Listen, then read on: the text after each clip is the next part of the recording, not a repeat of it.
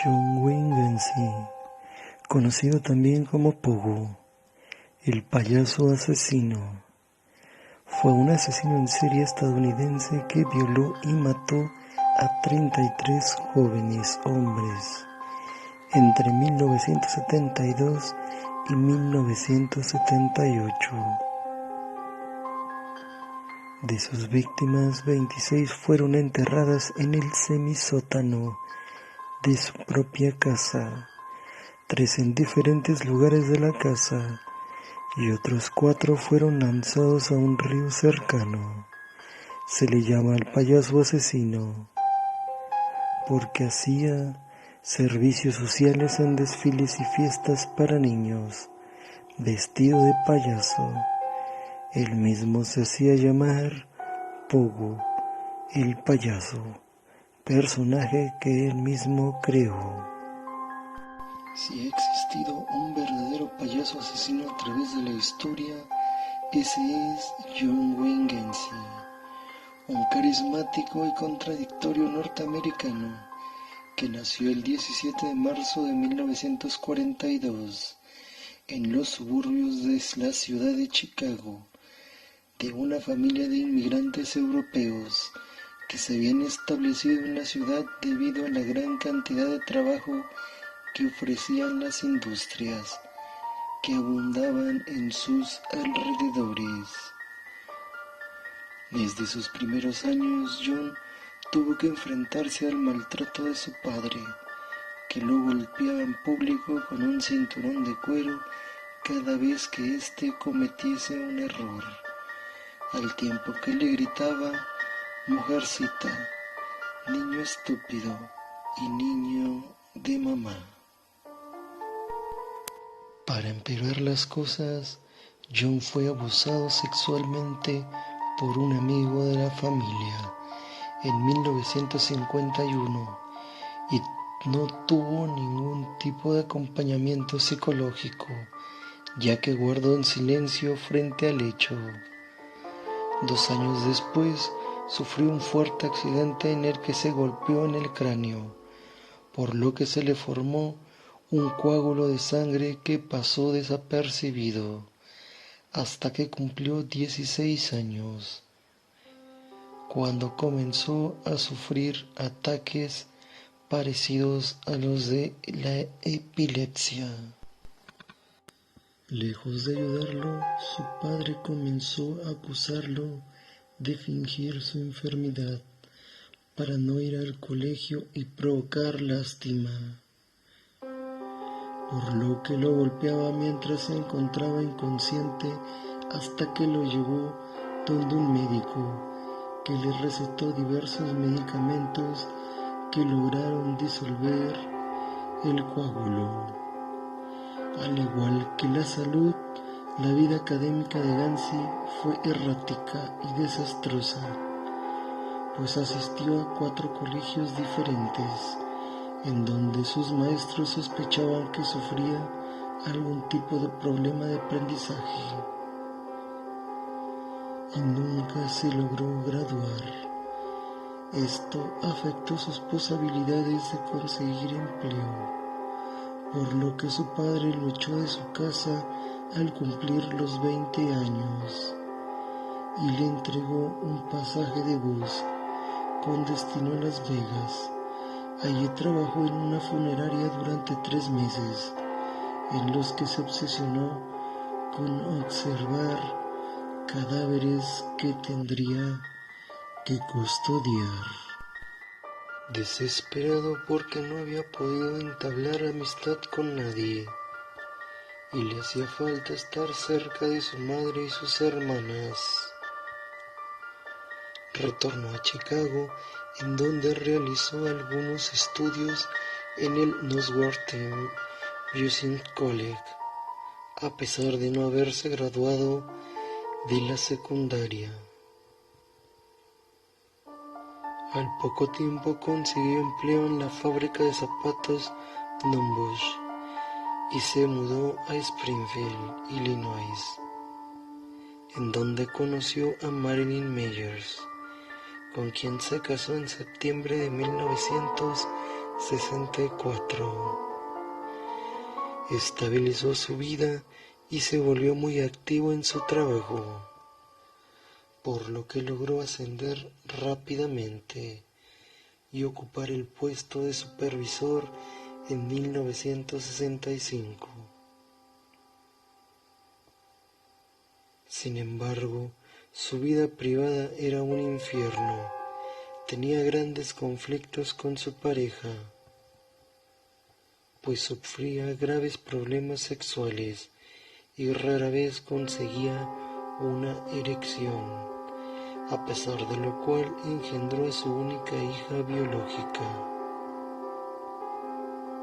Luego se mudó a Waterloo, en donde la familia de su esposa era dueña de una cadena de restaurante Kentucky, en el cual se desempeñó como gerente.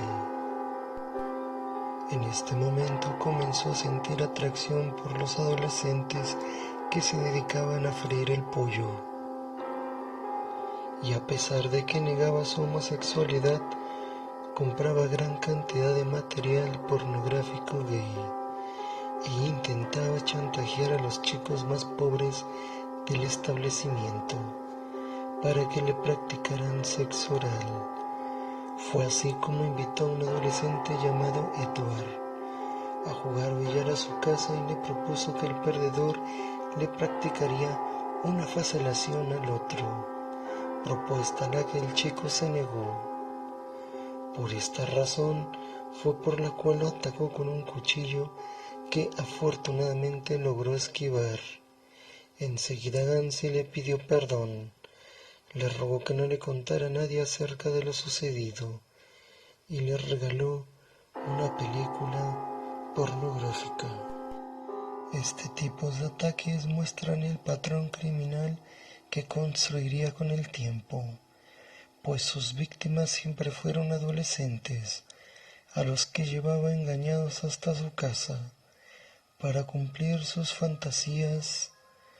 Jóvenes como Donald, de 15 años, a quien invitó a su casa a ver películas, luego de lo cual le ofreció dinero para que lo masturbase, acción que el chico realizó en varias oportunidades.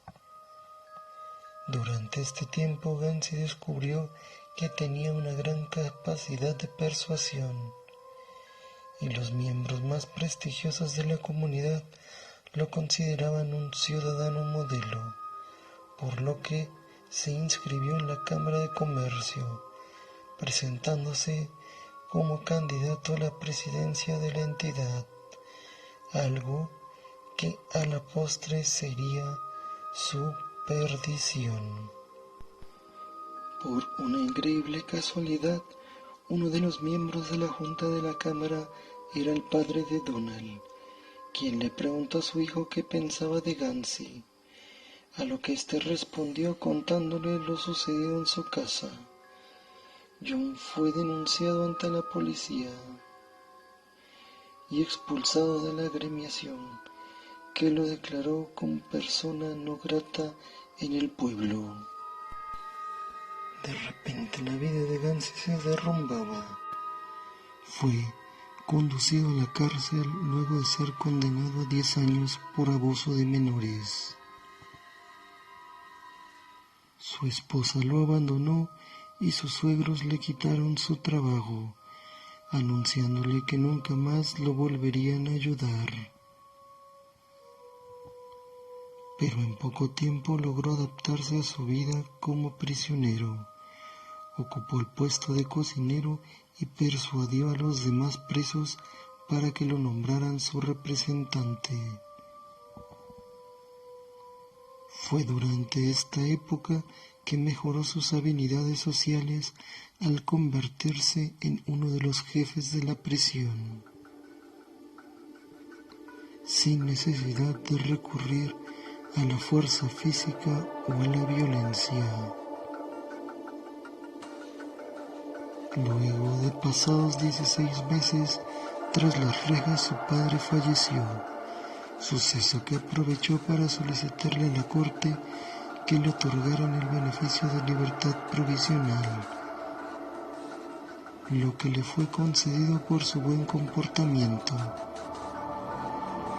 Gansi regresó a casa de su madre, en donde fundó su propia empresa dedicada a la construcción, llamada PDM.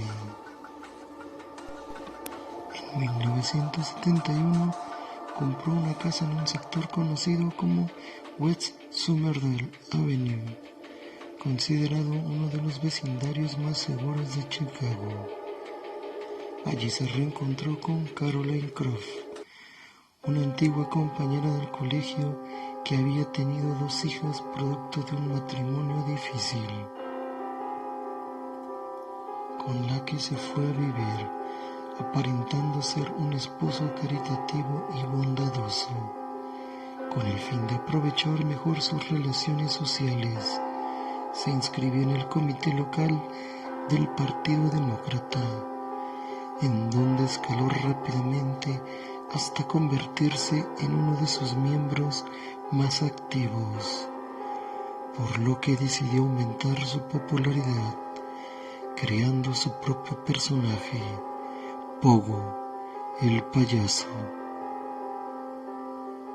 La estética de Pogo resultaba bastante extraña, pues no era parecida a las imágenes de payasos de la época, que evitaban maquillarse exageradamente la boca y colocarse gorros que les cubriera toda la frente.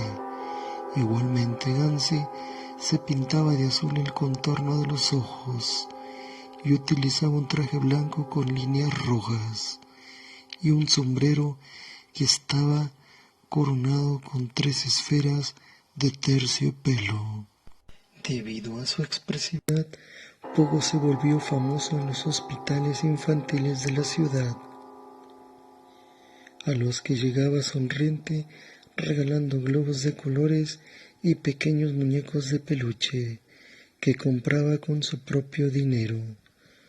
Como su empresa era próspera y se estaba enriqueciendo, comenzó a organizar asados en su jardín, que llegaron a la congregación de hasta 300 personas, que se regresaban a sus hogares con la panza repleta y las narices impregnadas con los malos olores que expelía de su casa.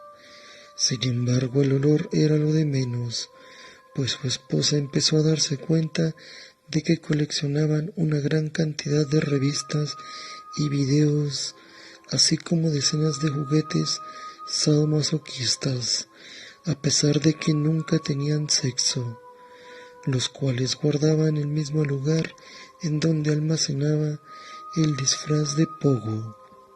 En diciembre de 1978, un par de vecinos lo visitaron para solicitarle que hiciera algo con el olor a putrefacción que empezaba a filtrarse por las ventanas del vecindario,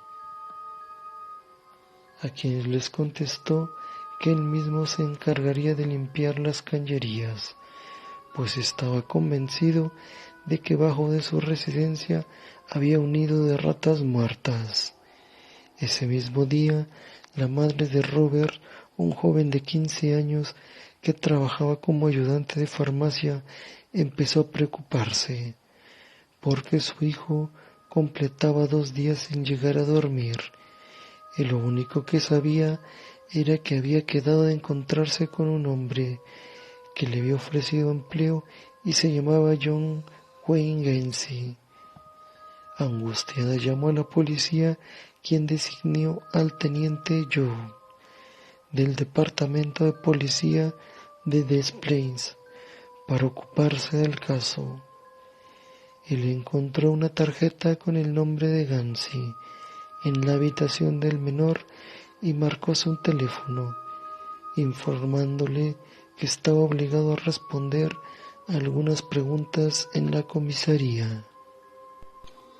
Aunque Gansi respondió las preguntas con una amabilidad y negó conocer a Pietz, solicitó una orden de allanamiento en su contra, luego de revisar sus antecedentes de abuso de menores. orden que le fue otorgada en menos de 24 horas. En poco tiempo la policía llegó hasta la residencia, en donde encontraron una gran cantidad de instrumentos de tortura en el sótano, algunos de los cuales estaban cubiertos de sangre, por lo que fue arrastrado y dejado en los calabozos de la estación de la policía.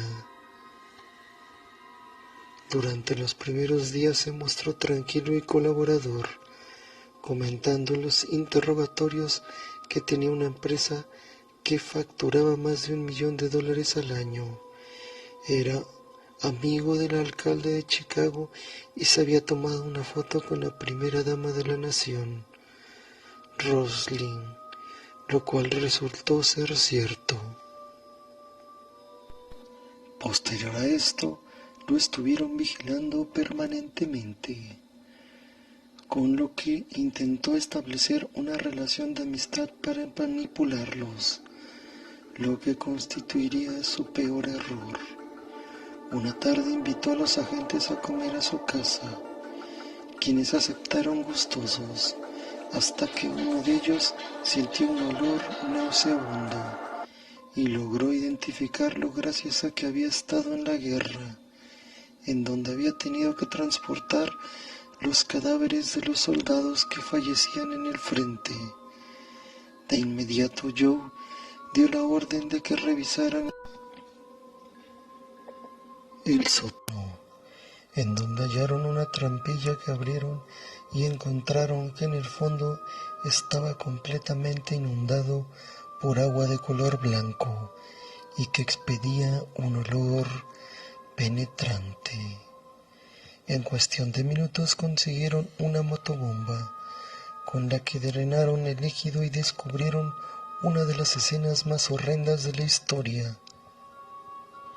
Acostados y puestos boca arriba, había media docena de cadáveres en diferentes estados de descomposición, ante lo que Gansey susurró: se acerca al final, maté a más de 30 personas.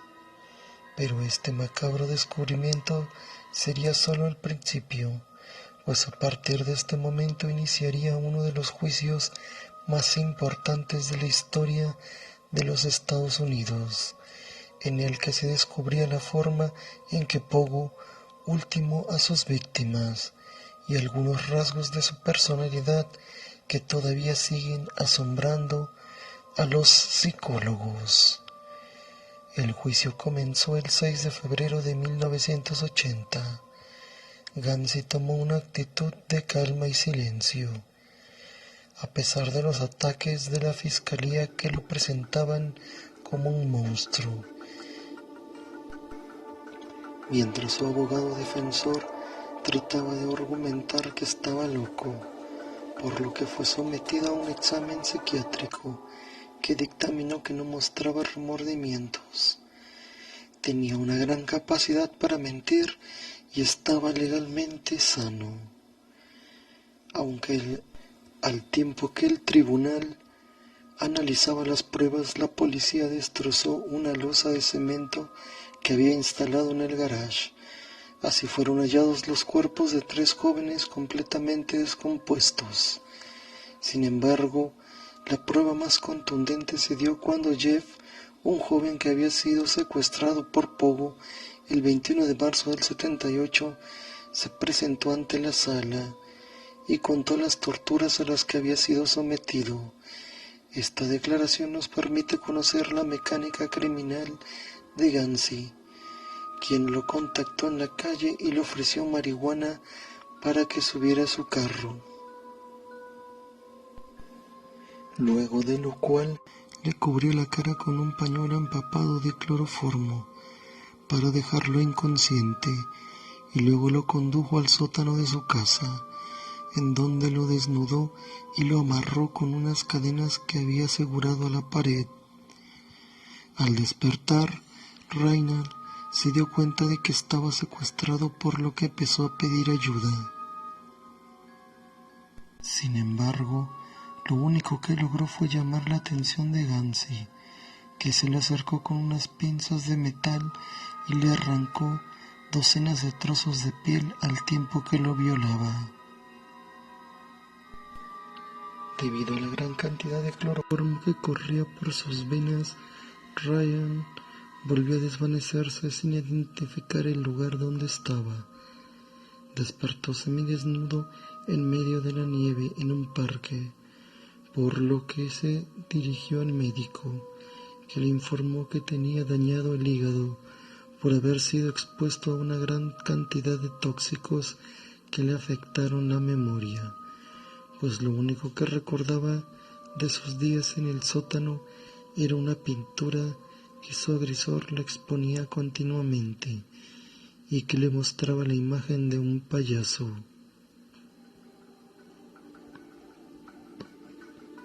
Este relato sirvió para que los perfiladores criminales establecieran la forma en que atacaba a sus víctimas, a las que seducía para llevarlos hasta el sótano de su vivienda, en donde las torturaba, violaba y después echaba a un foso que había instalado debajo de la construcción, el cual había llenado con cal y ácido para acelerar su descomposición y evitar los malos olores, lo que nunca consiguió, pues saturó el lugar de cuerpos.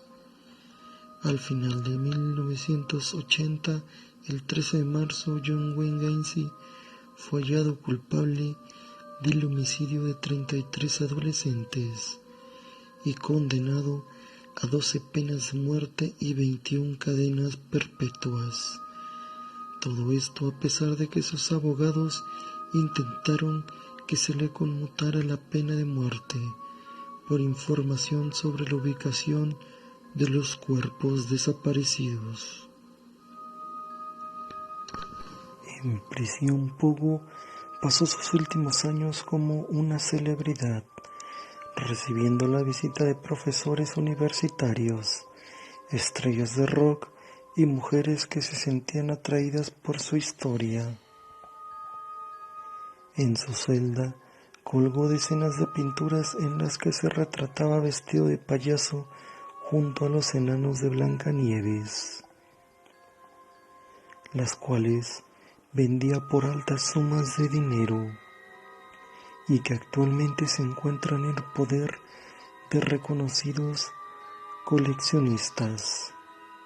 Sus crímenes impactaron la cultura popular y fueron explotados por varios artistas como la banda argentina Rodrigo Rey y sus Redonditos de Ricota, que titularon una canción Pogo, y Jonathan Davis, el vocalista de Korn, que compró el traje de payaso de Gacy, el cual mantiene expuesto en su sótano en su casa. Aunque sus actuaciones crueles y salvajes son totalmente reprochables, es probable que se hubiese crecido en un entorno o lugar en donde se le hubiese tolerado la diferencia y diversidad sexual, decenas de personas seguirían con vida, por lo que es necesario que la sociedad actual se eduque a las familias con el fin de evitar futuras tragedias. Pero a pesar de su fama y del dinero que consiguió con sus dibujos, su destino estaba marcado. Desde el día en que decidió matar, por lo que fue llevado a la sala de ejecución, luego de cometerse un pollo frito con papas como última cena, en donde lo recostaron sobre una camilla y le administraron 4 miligramos de bromuro de pancurino, dosis que le detuvo el corazón al tiempo que gritaba sus últimas palabras a los guardias: «Bésenme el culo, nunca sabrán dónde están los otros cuerpos». Cabe mencionar que también se comenta que este payaso fue quien inspiró parte y guión de la película del payaso Eso, o It en inglés. ¿Qué te pareció esta historia? Una historia totalmente tenebrosa, escalofriante, la cual hace pensar que cualquier persona, por muy buena gente que parezca, puede tener una mente totalmente retorcida. Así que ten mucho cuidado. Hasta luego.